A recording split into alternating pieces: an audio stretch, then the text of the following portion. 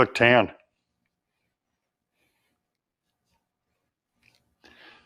Hey. So before we start this, Katie and I are chatting for a couple minutes. So there was, I'm not laughing at you. I'm just, Katie and I were chatting. So that's why I'm giggling.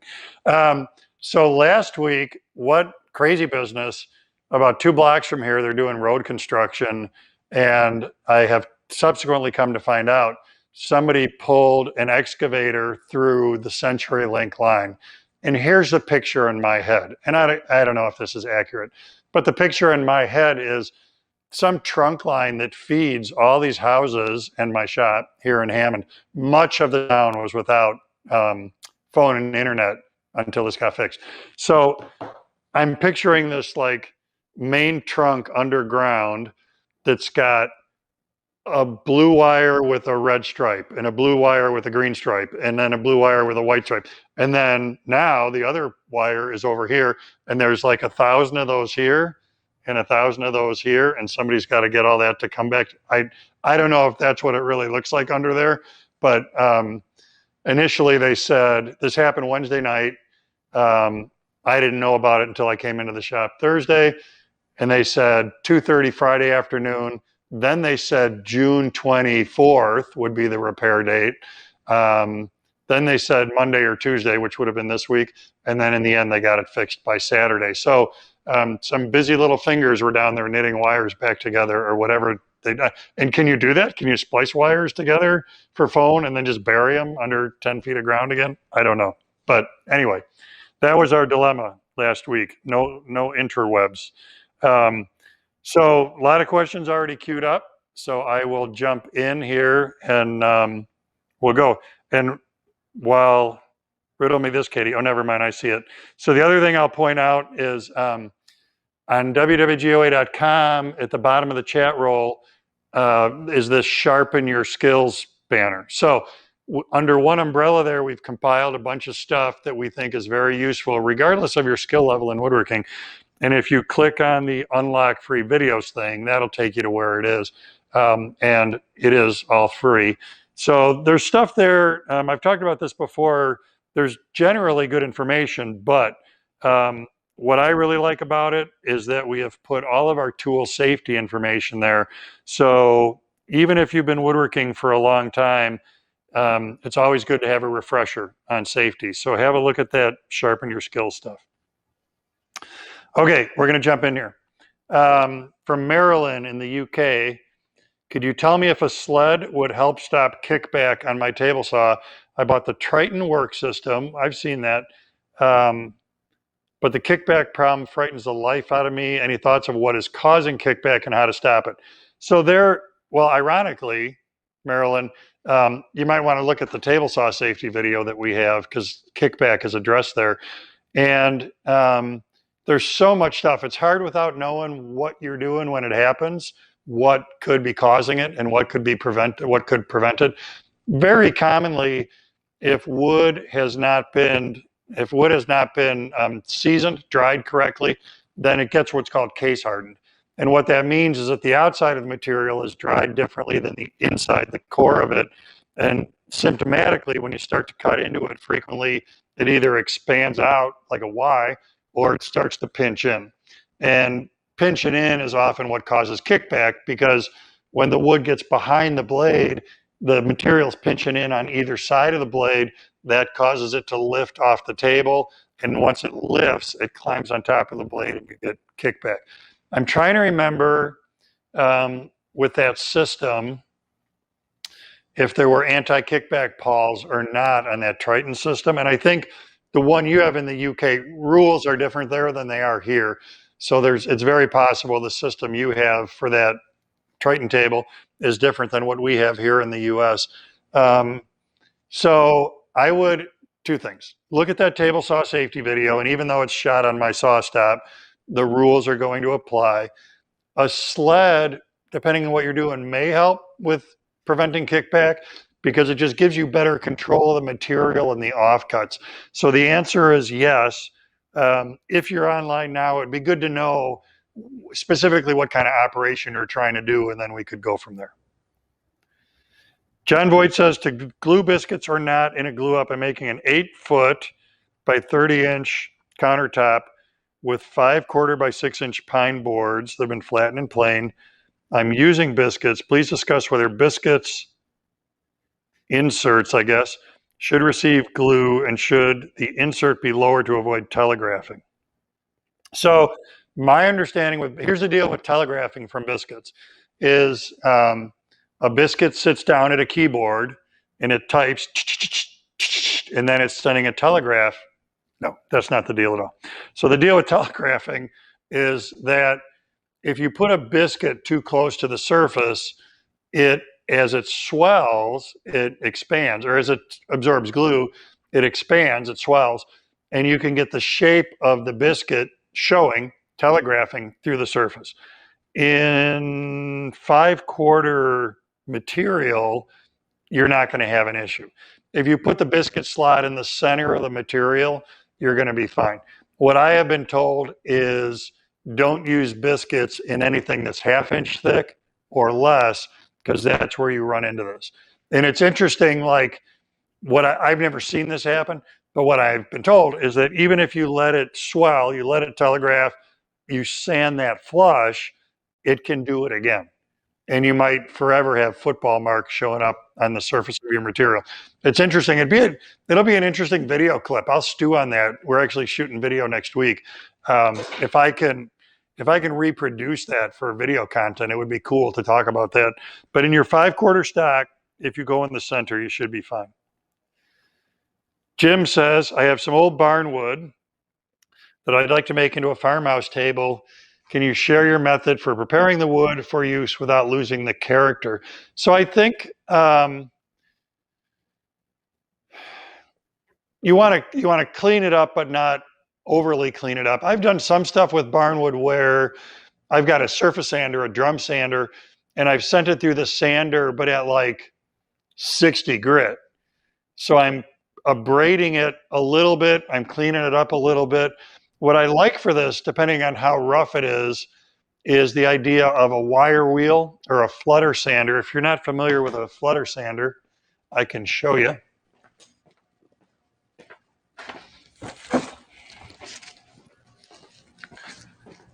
This is a flutter sander, also called a mop sander.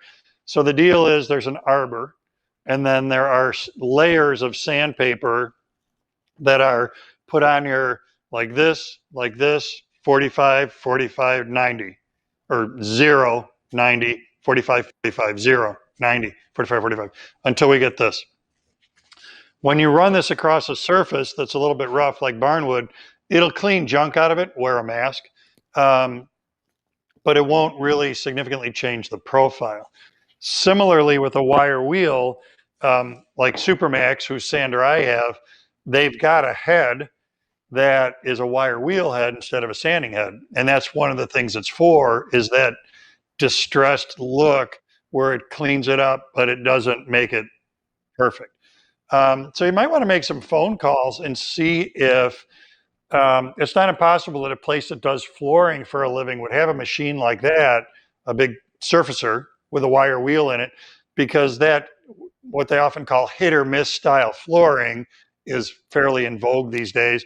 And somebody in your area might have one of that, and for X number of dollars, let you run your barn board through there to clean it up, so that you're cleaning it without significantly surfacing it. So that would be a good idea. You could do every stick of it by hand with a wire wheel or a flutter sander. These flutter sanders, this one I buy from Klingspor, which is, it's not klingspor.com, I think it's woodworkingshop.com. And they also call it a mop sander, like mopping the floor. And they're generally handy to have around. But you could do the whole thing just with one of those if you have that kind of patience. Another Jim, or possibly the same Jim, says, I made end grain cutting boards out of walnut and maple, just under 1.5 inches thick. They sat in the sun on a hot day, 88 degrees, and warped. Is there anything to avoid this? Were you doing like a show? This happened to a friend of mine last week when it was 97 degrees. Was selling at a farmer's market, and some of their cutting boards got a little warpified from being in the sun. It's not a great idea to leave them in the direct sun. So I think if that's your deal, you're setting up at a market. Really, all of your wood products, from the perspective of finishing, and then the other thing that happened to these cutting boards is it was leaching the oil out of them from being in the hot sun. So protect them from warping and protect the finish. You want to just not expose them to that kind of conditions. So it's just when you get that kind of heat on one face, I suspect that's the deal. So my guess would be if it was this face up in the sun, this side, like flashlights on. Hang on, that'll drain my battery in like a second. My guess would be the opposite side is now concave, because as this face heats up, it expands, and that's got the wood doing this, which is going to make the other side concave. So I think the answer really is just you can't expose them to those conditions because wood isn't going to tolerate that. Another Jim says, other than the minor financial hit, is there a disadvantage of using Titebond 3 for all my woodworking projects? It just seems more efficient to have one glue. No, and I've heard this before. So financial hit, Titebond 3, between original 2 and 3, Titebond 3 is the most expensive, like in a cost per ounce evaluation. But there's nothing wrong with building furniture with Titebond 3 and then also having it on hand for when you want to do a plant or a cutting board. So nope, there's no problem with that. Dave says, I have a project that's going to require several slats of different types of wood, planed to the exact dimension. I have the planer 735, the DeWalt 735. Can you get me started on how to approach this? So, several slats of types wood, different type wood, but planed to the exact dimension. Well, yeah, so if you plane them all at the same time, I'm not sure if there's a problem here I'm not seeing. If you have 11 billion pieces of wood and you plane them all at the same time, and it's whatever, pass number 1, send them through, lower the cutter head, pass number 2, send them through, lower the cutter head. When they come out the back end, after pass number 3, all 11 billion will be the same size, right? What am I missing? So I guess the answer to your question is plane them all at the same time. Unless hit me, Dave, if I'm missing something here. Eddie says, did you ever get a chance to use the WorkSharp 3000 sharpening system? Before I shell out close to $200, I want your opinion. Yeah, so Katie, if you could be so kind, on GOA.com, if you just search WorkSharp, one word. So we've got videos on this, Eddie, and Katie will find them and she can put the links there for you, and then you can have a look at those. I think the WorkSharp is a great system. It sharpens everything but my wit. You can do lathe chisels, plane irons, bench chisels. So yeah, it's a cool way to go. Robert says, I'm looking for the correct way to glue up a tabletop with breadboards using hickory or oak. I've read numerous articles and watched contradictory videos. I assume that because of location, humidity, and moisture content of the wood used. I live in East Texas with high humidity. What's the best way to join, glue, or align long boards for the top? Should I use a loose tenon, glue on loose tenon? All right, so here's, ironically, I cleaned a whiteboard. So what we're doing, get the glare out, is we want to make a thing on which the grain is going this way. There's some big cathedral patterns. And then we want to glue on a breadboard end, or that's not right. We want to fasten on a breadboard end whose grain is going this way. So big rule in woodworking, don't glue cross grain. It's pretty amazing how often we, Paul and I, who answer all the GOA questions, run across this. This field wants to expand and contract across its width. This piece, if it's glued rigidly onto that end, will prevent it from doing so. If you do glue it on rigidly, and this is a 24-inch wide tabletop, this will most likely crack over time. Because as it wants to shrink, the fact that this is rigidly fastened on the end prevents that. So you can do this a bunch of different ways. If we look at the end of this, a really common way would be breadboard end with a groove cut in it. Whoops. And then the field, looking at the end here, the edge, the field has a tongue in it. And when you put that on, you would only apply glue in the center third or so. So this part is rigidly fastened, but it's floating from here on out. And what you or your customer, or whomever is going to get this, has to be okay with is that it's very interesting. I can tell on furniture that I own that's got a breadboard end what time of year I built it. So we could do the bonus points question for how do I know that. And the answer is if in August these ends are flush, that means I built it in August. Because when I built it, I would have made the breadboard end the same size as the field. What that means is that in January, when it's very, very, very dry here, the field is going to end inside of the breadboard end. And that's where I was going. You or your client has to be okay with the idea that this is only going to line up. It's like having a clock without a battery. And twice a day, it's right. So once a year, this is going to look perfect. And for the rest of the year, there will be varying degrees of imperfectness. So alternatively, if I built this in the wintertime, the ends will be perfectly flush in the winter, and the field will project beyond it in the summer when it expands. So as far as choosing something, it doesn't have to be tongue and groove, but that works well because it gives you alignment out here, keeping the breadboard end and the top registered across the face, but it allows them to move independently. So yes, you could loose tenon, you could domino, there are lots and lots of options here. The big answer out of this is do not rigidly fasten them together because something will fail.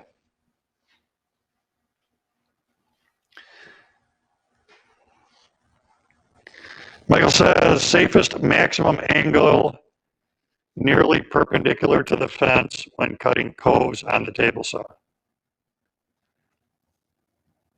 Perpendicular to the blade, because you don't use the rip fence.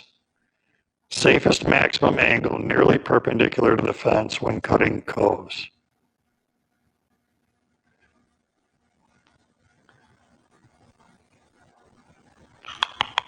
Well, you can, if I understand what you mean, you can run your cove cutting fence.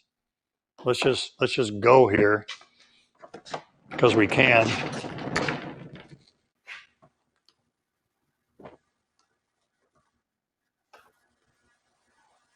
I was working on my knife throwing again the other day. That's back there.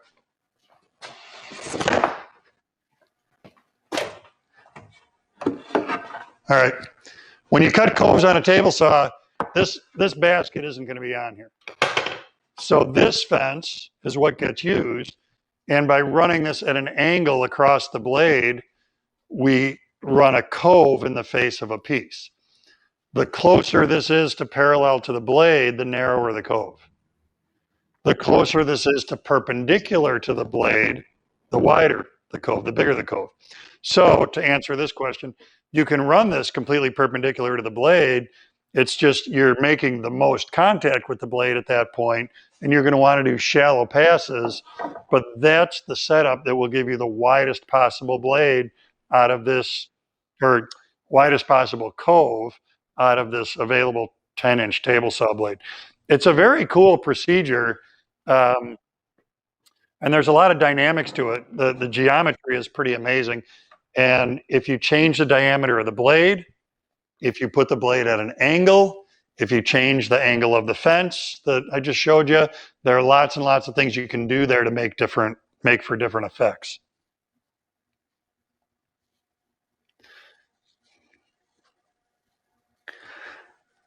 Jerry says, great question. Looking for guidelines on the height of various bench work surfaces from the floor relative to a person's height. So easiest way to do this is to stand like this. Let me pan down a little, tilt down a little.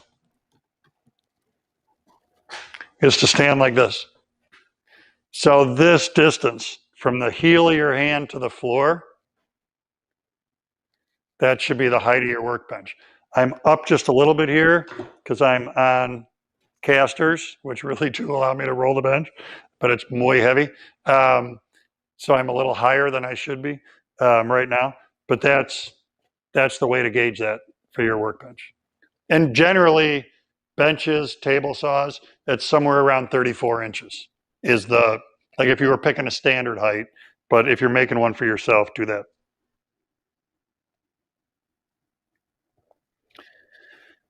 Doug says, thank you, George, for your tip.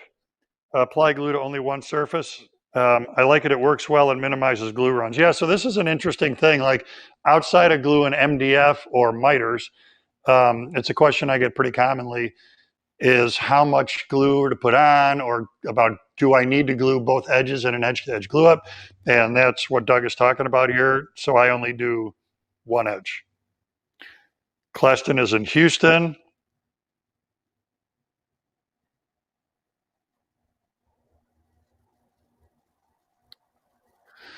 All right, Joshua says, I'd love to get your thoughts, tips, do's, and don'ts around dust collection. It sucks. Get it? Dust collection? Okay. Managing tools with 4-inch ports and 2.5-inch ports and smaller, Shavex, etc. Looking to know more so I can set things up in a smart way. So what I would do is, one, lean on somebody who knows more than me. Two, I mean, there's some broad brush stuff I can tell you, which, for instance,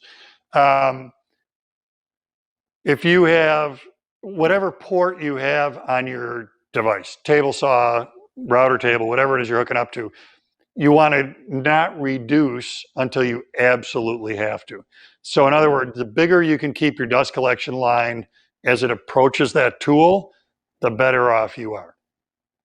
The more you can use hard pipe instead of expandable line like a shop vac hose or a flexible dust collection hose, the better off you're going to be.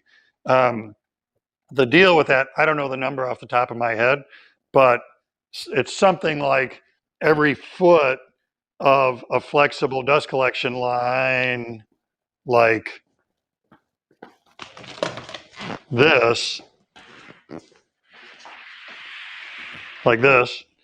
is it's not at all comparable to hardline because stuff moves so much more readily through hardline.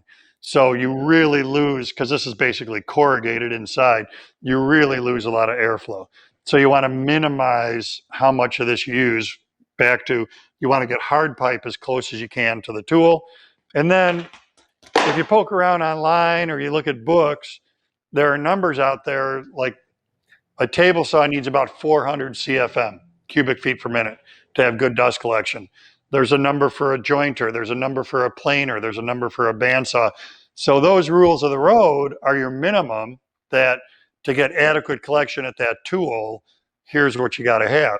So then you can look at, if I have a 1200 CFM dust collector and I'm doing this with my piping, there are also numbers that are, if you're running 4-inch pipe, 10 feet with a 90-degree elbow, what's my drop from the dust collector to the end of that line.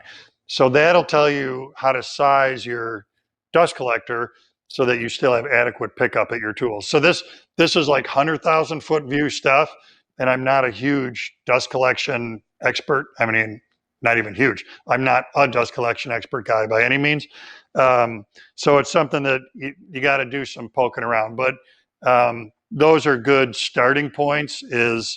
Don't reduce till you have to. Minimize your use of flexible hose as much as you can. Minimize your turns, elbows, Ys, and that kind of stuff. Here's another one is HVAC elbows, heating, ventilating, air conditioning, are not the same as dust collection elbows. So you got to buy the right tool for the job.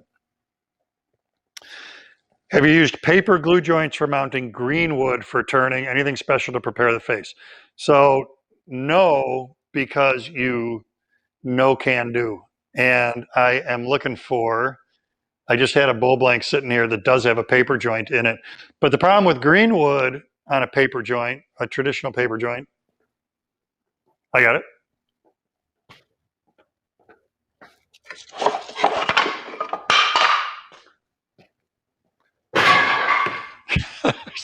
The domino effect of taking one piece of wood out of the pile. This is the paper joint. It's just a brown paper bag from a grocery store. Dummy block, dried wood. This is put together with yellow glue. If you do this on green wood, you're not going to get good adhesion because the green wood is wet. And yellow glue can't dry in the presence of green wood. You can glue, you skip the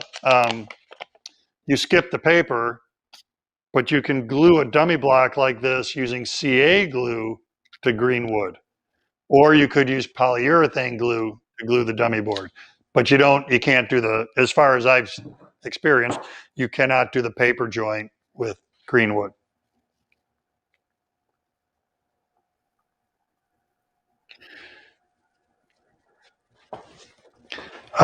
James says,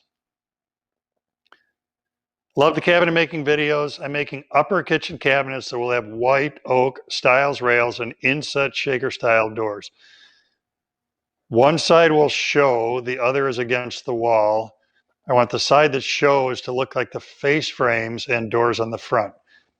Should I use oak veneered ply for the case and add 1/4 inch thick pieces, or is there a better solution? So I would probably just face apply a faux frame to the case side. I'm thinking if I want to change my mind, and I don't think I do, because what you can do then, I build all my cases out of 3/4 inch material. So you can still use your 3/4 inch white oak veneered plywood, do all your case construction like you normally would, which means you're cutting dados and rabbets and you're drilling adjustable shelf holes and all that stuff into the plywood. Then surface apply. I'm just reading this again for details. Okay, then you surface apply these fake rails and stiles on the side. I like that. And I think it sounds like doing face frame style cabinets. So I would do the fake frame on the side of the cabinet with those 1/4 inch thick pieces surface applied, then do the face frame on the front so that the face frame on the front is overlaying that faux frame that you built up on the side of the case.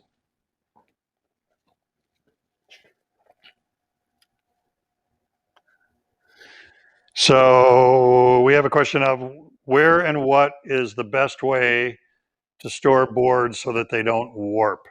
From what I've seen, my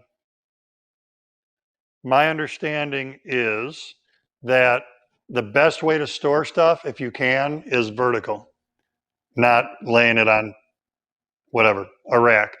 Now that being said, because of space constraints, most of my material is stored in a garage, my garage out here, and I've got horizontals on 16-inch centers that it's resting on. So that, in my experience with that, it keeps it pretty true. I bring it in here, especially in the wintertime, but I bring it in here to acclimate for a few days prior to when I'm going to need it. So short answer to that question then, the best approach, as far as I have seen, is to keep it vertical. Okay, scrolling. Oh, our audio's getting hinky?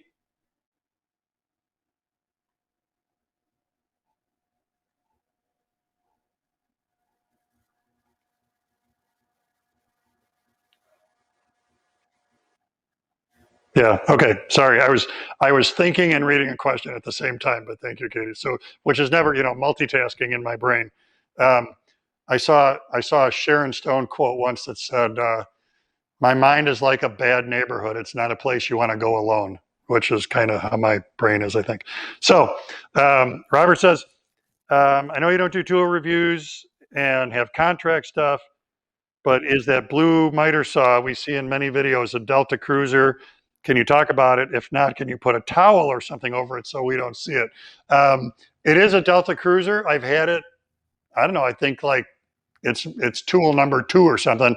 I've had it for a really long time. I like it. I am not in a scenario here. So there it is. I don't have a wall constraint here, but this is a style of saw that's got the knuckle in it. It's a sliding miter saw, but it's got the knuckles in it instead of sliding bars, so that you don't have to worry about having a hugely deep bench on which to put it. I know I'm a long way from it, but we don't have anything projecting out the back that if this stand was right up against a wall, I'd have to worry about. So small footprint front to back. Accuracy on it has been great for me. The dust collection on it is good. I think since I got that, I think that they've put a light on it where it's not a laser, it creates a shadow from the blade. I'm pretty sure that they've made that upgrade. And I think they've also done an upgrade on the dust collection boot. So overall, I like it a lot. Stephen, do you like French cleats for storage? I don't see any in your shop, but the concept seems to make a lot of sense. I'd like to try it.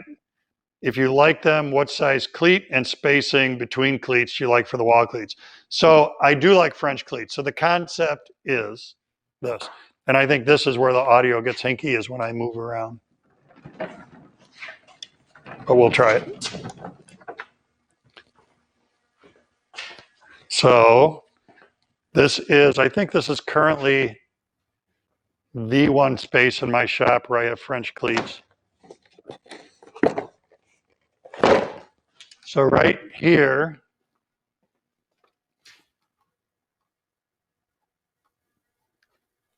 French cleat system is a piece ripped at 45 degrees, and that's hanging here with the point out. And then on the back of this thing that hangs on there is a cleat at 45 degrees with the point out. So then when I do this, they engage on each other.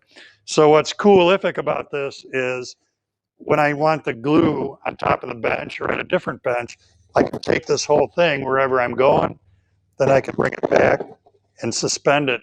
So those are 2-inch strips. That was part of the question, right? Size.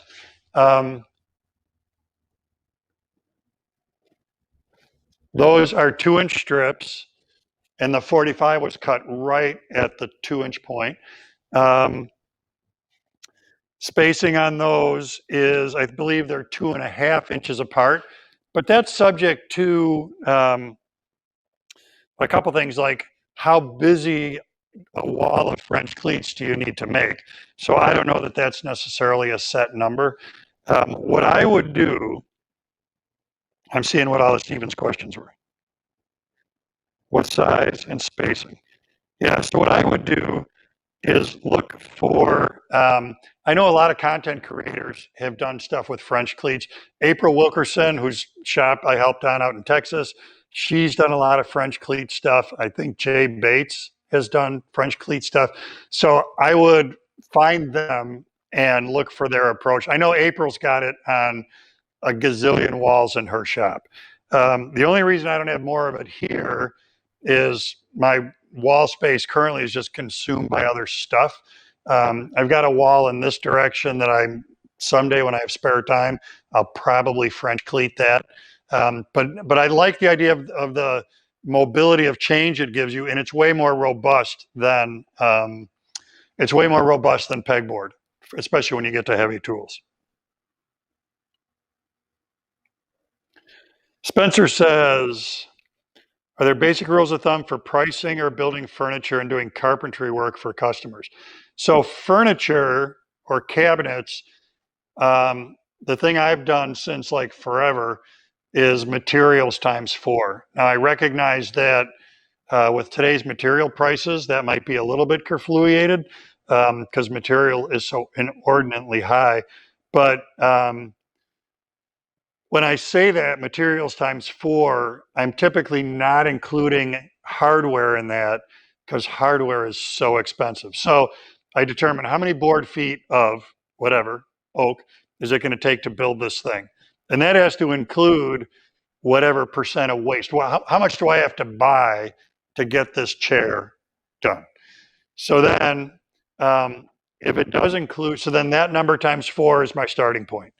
Now, if it's a cabinet or something and I need Euro hinges, I need drawer slides, I need handles, pulls, then I calculate that and I upcharge that by 20%.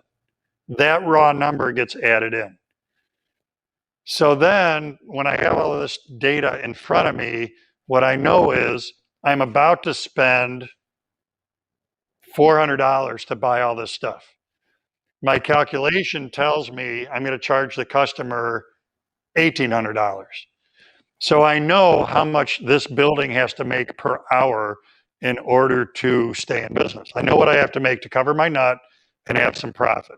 So that is my mortgage, my electric, my heat, my phone, all the costs that are involved in running my business. So now I know I'm clearing $1,600. So if I need my hourly cost, I divide that into 1,600 hours or dollars, and whatever the result is, I got to be able to say, okay, that's 40 man hours, 30 man hours, 50 man hours. Can I build this thing in that many hours? That's my gut check is this number accurate? In that, can I execute this project in that amount of time? And the thing you got to remember is when you're bidding, when you're quoting a project for Katie, she may accept the quote. I'm pointing to my monitor, which you don't know, but Katie's right there. She may accept that quote, but maybe John didn't and Harry didn't. And so it's not just how much time do I have in the work I'm doing for Katie, but there's this time invested in me running my business that whoever I do work for has to help cover that total overall cost. So you got to keep all of those. Those are insidious little things that sneak up on you if you don't remember to incorporate them. Harold says, I'm making a vase on a lathe, need a hollow end grain.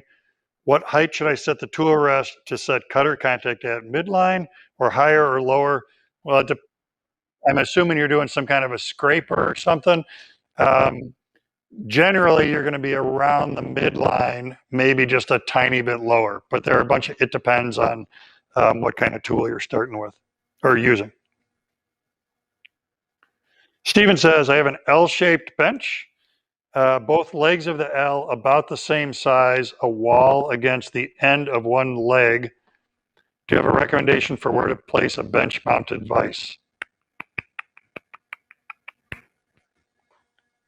I would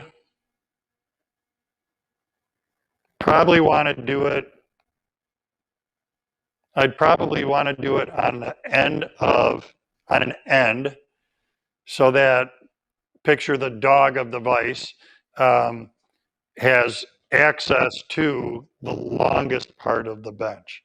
So then you can do a really long series of dog holes, which would let you grab really long materials between a bench dog and the dog that's in the vise. Can you store wood in a basement? You can, not if there's a lot of, it depends. Is it a dry basement? Is it a really, really damp basement?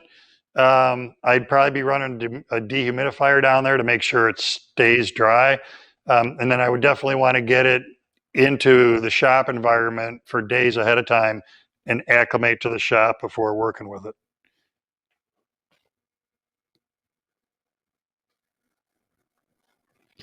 When building cabinets from scratch, you always start from a full 4x8 sheet.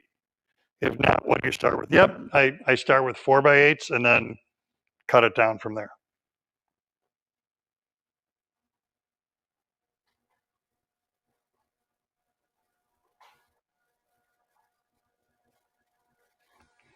So Spencer says, I was under the impression horizontal is the best way to store wood. Why is vertical better?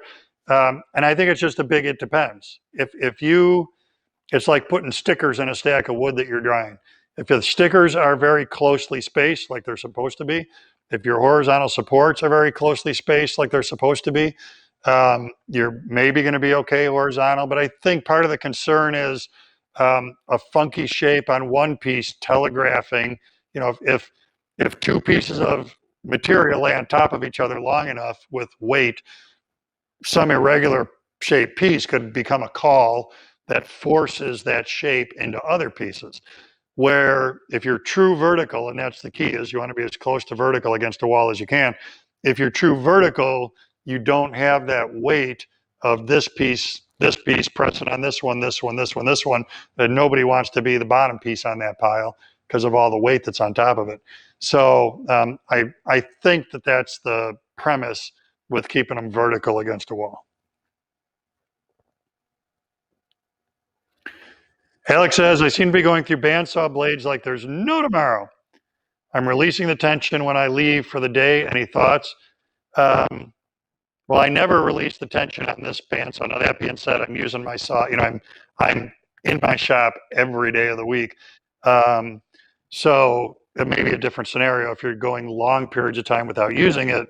But what kind of blade is it? I'm buying the Timberwolf silicon carbon blades for the Laguna saw here, which I realize now you're zoomed in so tight. I'm pointing to it and you can't see it. There it is. The Laguna saw there. Those are, I always buy the Timberwolf low tension blades for that. So it could be a function of what kind of blade you're buying. I do find these outlast a lot of other blades. Bimetal blades are also a good choice for longevity. But it's, I don't think it's the tension aspect. And when you say going through blades, I guess I don't know if that means they're breaking on you or they're going dull. Breaking, you want to make sure that your setup is right and that you're not over tensioning them when you do tension it.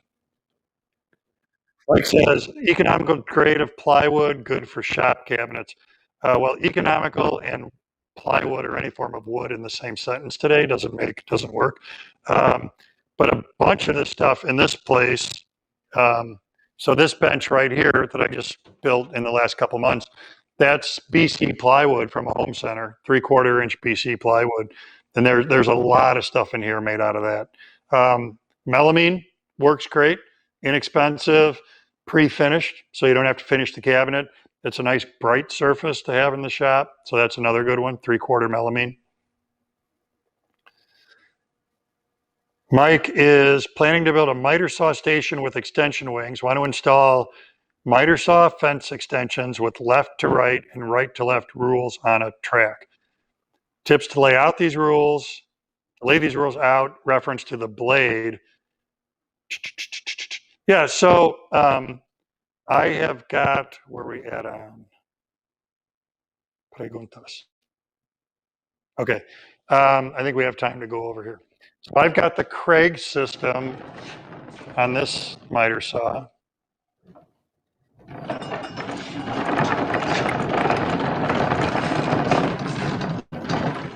So the deal with, I think what we're talking about here is I've got this aluminum extrusion is fastened to the top of the fence. There's a stop on it. The stop direct reads a tape that's right here.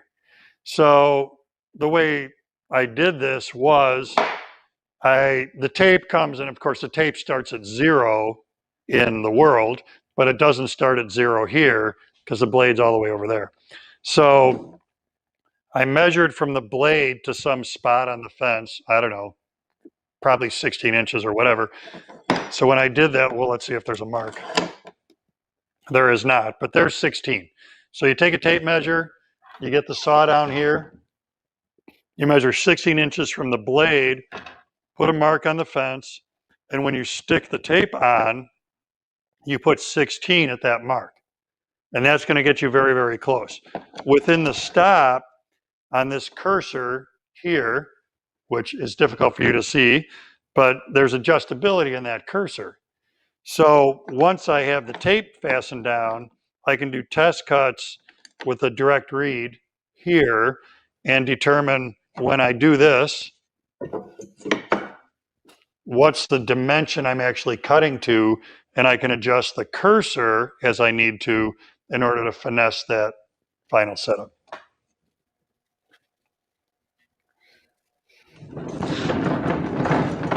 Seeing a lot of the shop today and too much of my close face. So this is, which side was it? This side. I helped Ginny move. Ginny bought a house. Ginny, who's worked with me here so much, she bought herself a lovely house, and I helped her move the other day, and a couch coming down the stairs got me pretty good.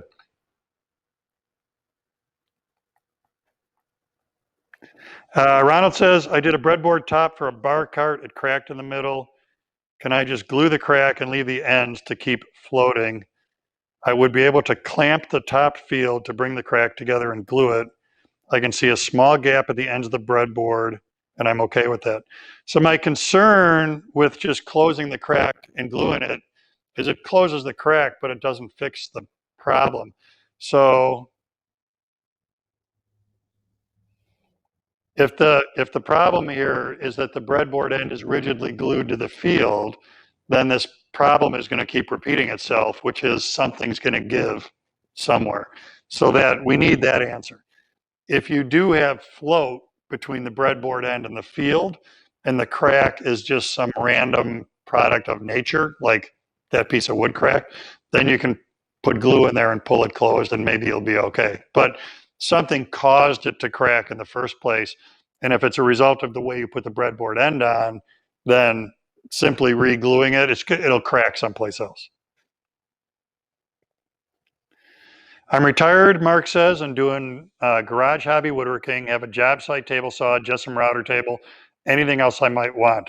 Yes, I can send you home with a note. Joiner, planer, router, belt sander, random orbit sander, miter saw, bandsaw, did I say that already? So yeah, you gotta pick what direction you're gonna wanna go, Mark, and then flesh out your tool list from that. So Alex says he is using a Timberwolf. It's going dull, using it 3 to 4 times, 1/2 inch and smaller. Yeah, I get way more life than that. So I would look at the saw and see, is there any place in there where those teeth are rubbing on something that is knocking the sharpness off of them? And then I would also call pswood, pswood.com. They sell Timberwolf blades. They're very, very knowledgeable about that product. And call them, tell them what blade you're using, and see if they can help you diagnose anything else that is giving you trouble. I mean, I guess we should ask too, what are you cutting? If it's something really abrasive, if it's mesquite or teak, those are both really, really abrasive woods, then that could just be, they're just plain abrasive and they're dulling the blade. MDF. But if it's usual suspects, North American hardwoods or pine, I couldn't even tell you how long that blade has been on that Laguna saw, and it's still cutting like a champ. Sammy says, very new to woodworking. What skills should I focus on to enhance my experience?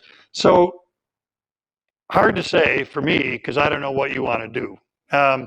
So my typical advice with this is find something you want to try making in woodworking. And it could be a box, it could be a stool, it could be something you turn on the lathe, it could be, and then once you know what that is, then you can reverse engineer, okay, to make this thing that I want, I need these skills, these tools. And then you can work on those skills and those tools so that you can make that thing. And then it's more meaningful to you. Where if I say you should learn to use a table saw, you might never use a table saw. And then you're going in a direction that isn't meaningful to you. So the best way to do that is for you to focus on what aspect you want to do, what aspect of woodworking you'd like to do, what do you enjoy, and then go from there. Tim asks, when will you begin to offer classes in person again in your shop? I think it's going to be this fall. I mean, one, summer's getting away from us fast, and I'm already committed. I'm at the Mark Adams School in Indiana about 10 days in August. So August is going to get away from us. I'm doing a 2-week motorcycle trip in September. So September is going to get away from us. July, I'm going to the AWFS show in Las Vegas. So July is going to get away from us. Plus, I've got another big project I'm working on outside of the shop. So yeah, it'll be, look for stuff like September, October. Can you offer comment on picking out a basic face plate for turning? There are 20 different sizes and styles. Not sure what to buy that will give me the most varied use. So something, so face plate, we're here. So something in, this is probably about a 3-inch face plate. That's a little small. I would say as a starting point, a 4 to 6-inch face plate is going to serve you pretty well. From Dave, I bought a Timberwolf bandsaw blade with a 1-inch long section that is wider than the rest of the blade, causing a knocking sound every time it passes through my bearings. Is this normal? So no, that's weird. The weld on a bandsaw blade is a butt weld, not an overlap weld. So it's this way, and needs to be very, very seamless, literally seamless, so that you can't tell where the weld is. So no, that's not normal. I feel like I lost a question because there was one I thought that was about lathe chucks, and now I'm not seeing it. But we're also running down on tiempo here.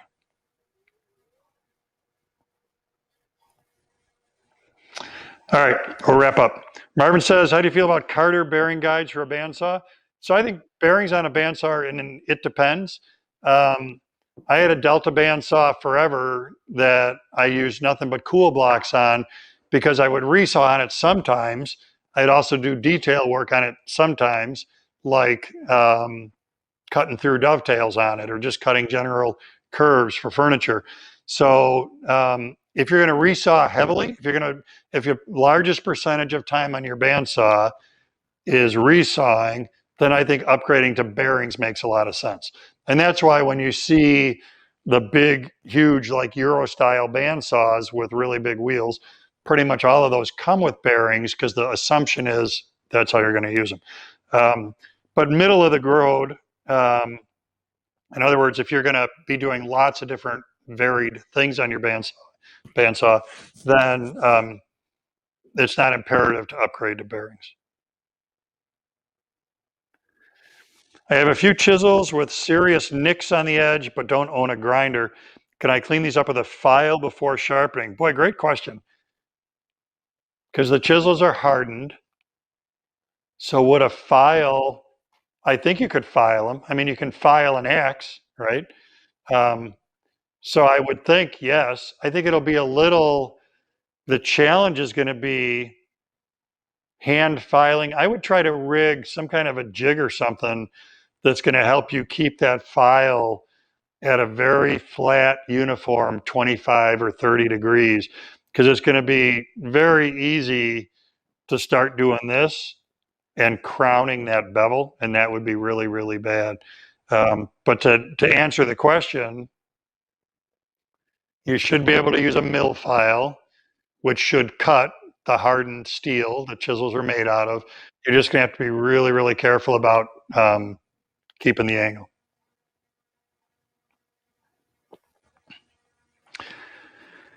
Patty says, do you have any videos on inlay? I played around with inlaying a cardinal symbol in maple. Would like to know tricks. So the only thing I've done is inlay that takes advantage of an acrylic template, and with the template on the material, you route the pocket. Then with the template on the inlay material, you cut the inlay. And it's the template system along with the guide bushing system that you put into a plunger router to make that work. So outside of that, and then we've done a couple videos where epoxy is poured into a surface to create a liquid inlay, but nothing where any kind of hand cut or anything like that. It's all been router based. So if you do that, Patty, if you look upper right hand on a computer, when you're on WWGOA.com, upper right hand corner, there's a search window, and just type in inlay and everything will pop up. Cassie says, I live in southeastern Louisiana. Because of the price increase, I began flipping furniture. With having to store furniture on my back porch, should I acclimate the piece, and how long? Well, I don't really know. Depends on what you're going to do to it. It's always good to let wood acclimate to its environment, but if you're stripping it, I don't think you need to acclimate it. If you're doing upholstery repair, if you're on it, whatever, if you're doing something where you're doing woodworking to it, then yeah, I would give it a couple of days in your shop before you do anything with it so it has a chance to acclimate. All right, last one. Is it best to put a Formica veneer on your project's edge and then use a router to put a rabbet on the edge that you first put the Formica, or will I just create problems for myself? I'm building a cabinet for a ham radio station. Well, it depends. It depends on why you're rabbeting the piece. So if you're laminate, and then you want to rabbet in that corner, and that you're okay with the inside corner then is raw when you're done, which is what the rabbet's going to do. It's going to make that cut. Then yeah, laminate the surfaces first and then cut the rabbet, and you'll be fine. Laminate is chippy, so use a really, really sharp router bit. Light passes. Wouldn't hurt to put masking tape on the laminate before you make a cut, and that can help prevent chipping. But do really light passes, and save your last pass through that laminate should only be a really small percentage of the overall cut. All right, we're gonna scoot. It's 4:15, we're an hour in, and thanks for watching. Sorry that we're a week late, but at least we did a recovery here. And this is what, our July one? No, June one. So we'll see you in July. Have a happy 4th of July. I won't see you before that. Thanks for watching. See ya.